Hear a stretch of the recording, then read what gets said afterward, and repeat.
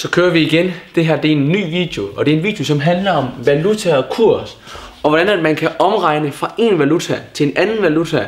Her bruger jeg to eksempler. Jeg bruger fra en valuta og så over i danske kroner, og hvordan man kan gå fra at regne fra danske kroner om i en fremmed valuta. Først og fremmest kan det sige, at valutakursen den ligesom angiver prisen i danske kroner for 100 enheder. Og med enheder menes der altså, den her nye valuta, det kunne være, at 100 euros, men det koster 746 danske kroner. Hvis man skal gå ned i banken og sige, jeg kan godt bede om 100 euros, så må man betale 746,17 kroner, for det er den nuværende kurs. Hvis man skal hæve dollars derimod, så er det 694,41 danske kroner, man skal bruge for at få 100 dollars. Det her det er et forløb, som sagt, som handler om valuta og kurs. Og de overordnede mål for det her forløb, det er, at eleven kan omregne mellem forskellige valutaer. Eleven kan bruge overslagsregning til at finde en pris.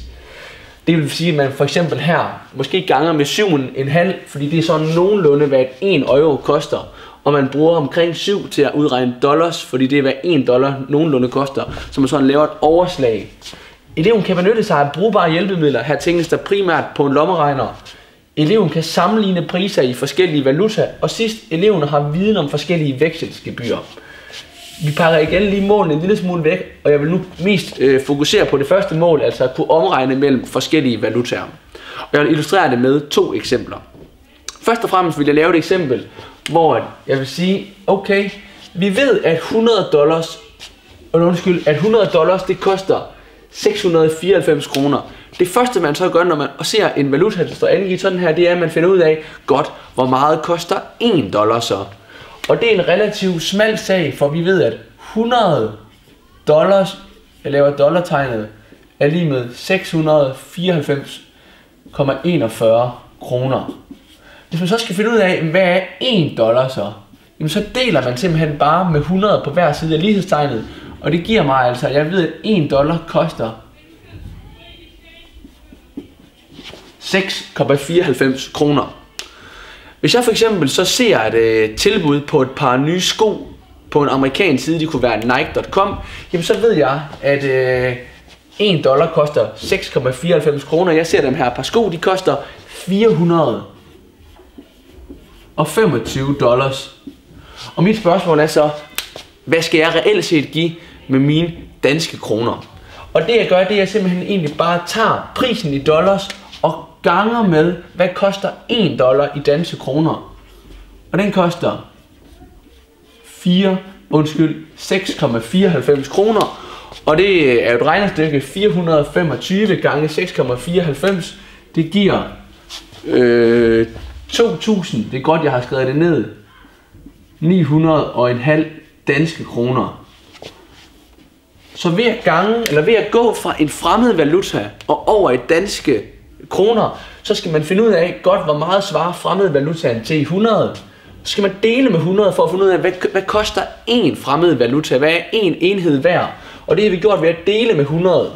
Så ved vi, at 1 dollar koster 6 kroner, og så ganger jeg egentlig bare prisen i den anden valuta med, hvad 1 dollar koster. Og derved får jeg det her par sko, det tænkte eksempel, jeg har illustreret, de koster 2.949,5 danske kroner. Så 425 dollars er lige med 2.949,5 kroner, fordi at dollarkursen er 694. Det var det første eksempel. Nu vil vi gå videre til eksempel 2. Og det er igen et tænkt eksempel, men lad os nu sige, at vi skal på ferie i Grækenland. Grækenland bruger euros, og derfor så skal vi have vekslet nogle danske kroner til nogle euros. Lad os sige, at jeg gerne vil bruge 4.000 kroner i Grækenland. 4.000 kroner. Godt. Inden jeg kan begynde at finde ud af, hvor meget kan jeg få for mine 4.000 danske kroner, så skal jeg lige finde ud af, hvor meget koster 1 euro egentlig. Og igen ligesom før, så ganger man dividerer med 100 på begge sider. Eller egentlig bare her, man siger 100 euros, og det eurotegnet er lige med 746,17 kroner.